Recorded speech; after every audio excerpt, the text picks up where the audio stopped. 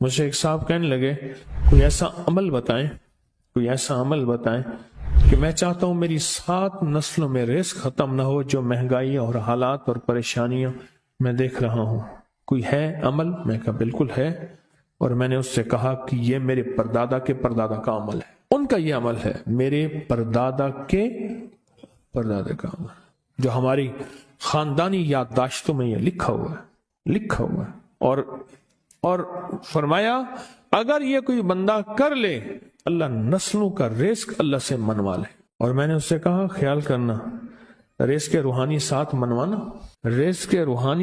منوانا، ورنہ دولت مال چیزیں مل جائے گی، جس کے بارے میں کہا جاتا ہے کہ بعض بندے ایسے ہوتے ہیں اللہ پاک ان سے لقمے نہیں چھینتا، سجدے چھین لیتا ہے۔ اللہ ان سے لقمے نہیں چھینتا، کیوں؟ رزق جسمانی دوسرے لفظوں میں مل رہا ہے، اور رزق روحانی اللہ چھین لیتا ہے۔ یہ جو آج آپ بیٹھے ہیں تسبیح خانے میں اور میں بیٹھا ہوں، یہ ہم روحانی دسترخوان پہ بیٹھے ہیں۔ یہ بہت بڑا دسترخوان لگا ہوا ہے، یہ دسترخوان ہے۔ سنا ہے در یار پہ بڑی دھوم ہے، سنا ہے در یار پہ بڑی دھوم ہے، وہاں عاشقوں کا ہجوم ہے۔ یہ روحانی دسترخوان ہے، میں بھی خود محتاج ہوں، یہ روحانی دسترخوان ہے۔ تو میں نے اس سے عرض کیا کہ ایک دسترخوان نہیں مانگنا، دونوں مانگنا، رزق روحانی بھی، رزق جسمانی تو اس کو بھی ملتا ہے جس کو کلمہ نصیب نہیں ہوا، رزق جسمانی تو اس کو ہی ملتا ہے جس کو کملی والی کی غلامی نصیب نہیں ہوئی، رزق جسمانی تو اس کو ہی ملتا ہے جس کے ماتھے پہ شقاوت لکھی ہے، رزق جسمانی تو اس کو ملتا ہے جو اللہ کا نافرمان ہے، رزق جسمانی تو اس کو ملتا ہے جو اللہ کے وجود کا انکار کرتا ہے، رزق جسمانی تو اس کو ہی ملتا ہے جو آخرت اور قبر کا انکار کرتا ہے، رزق جسمانی تو اس کو ملتا ہے جو جنات اور برزخ کا انکار کرتا ہے، رزق جسمانی تو اس کو ملتا ہے جو خود کملی والے کی نبوت کا انکار کرتا ہے، وہ تو بے بہا لوگ ہیں، ان کو ملتا ہے۔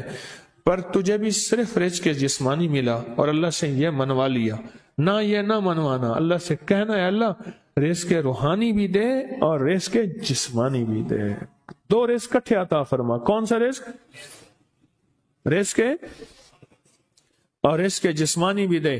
کہیں ایسا نہ ہو کہ میری نسلوں میں صرف مال دولت اور چیزیں ہوں اور تیرا نام اور تیرے حبیب کا نام نہ ہو، تیرا نام اور تیرے کملی والے کا نام نہ ہو، تیرا نام اور تیرے دوستوں کا نام نہ ہو، تیرا نام اور تیری آل و اصحاب کا نام نہ ہو۔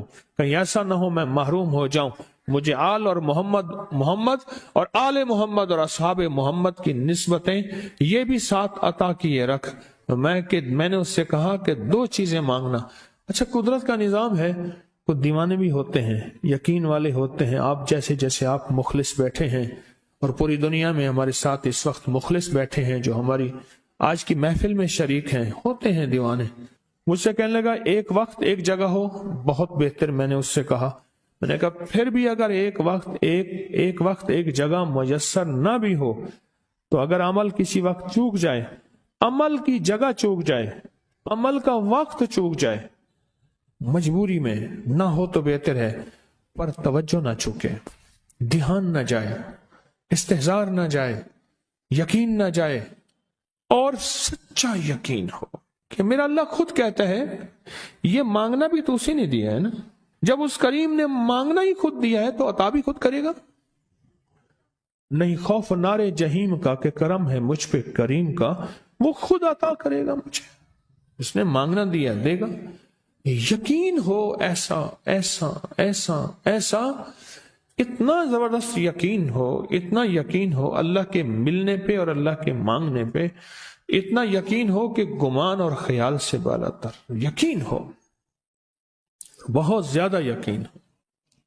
یاد رکھیے گا میری بات، میری طرف دیکھتے رہیں، یاد رکھیے گا جس کو ملا ہے یقین کی طاقت میں ملا ہے، اور جس سے چھنا ہے بے یقینی نے اس سے سب کچھ چھین لیا، بے یقینی نے اس سے سب کچھ چھین لیا ہے۔ جس کو ملا ہے یقین کی طاقت سے ملا ہے، یقین ہو کہ میں کر رہا ہوں اور اللہ مجھے دے دے گا۔ کہا کہ کیسا یقین ہو؟ کہا جیسے بکری کے تھن دودھ سے بھرے ہوئے اور میں کہوں کہ میرے ہاتھ سے دباؤں گا اور دودھ نکلے گا، اس سے زیادہ یقین۔ اور کہا کس سے زیادہ یقین؟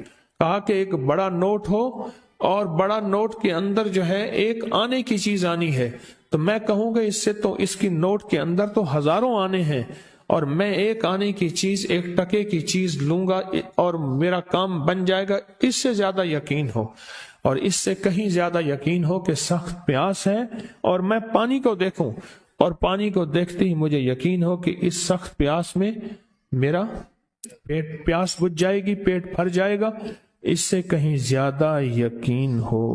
میں پھر بھی یقین کو نہیں سمجھا سکا، علم بھی محدود ہے، الفاظ بھی میرے پاس محدود ہیں، اس سے کہیں زیادہ یقین ہو، اس سے کہیں زیادہ یقین ہو، اور بہت زیادہ یقین ہو۔ کیا خیال ہے؟ آپ چاہیں گے اپنی نسلوں کے لیے بخت، رزق، نصیب اور مقدر منوا لیں؟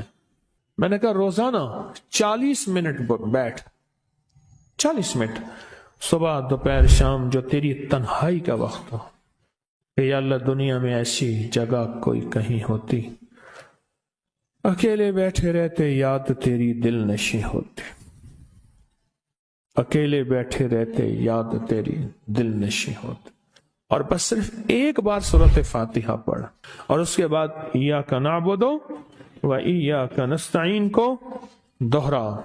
تو میں نے اسے عرض کیا کہ بس اس کو وجدان سے پڑھو، ایسے پڑھ کے رونگٹے کھڑے ہو جائیں، آنسو بہنے لگ جائیں، دل کے اندر کا درد اور دل کا اندر کا غم اور اللہ کے سامنے حاضری، استحضار، اور یہ کیفیتیں تیری ہوں کہ بس اس کے علاوہ کوئی مجھے یاد نہ رہے۔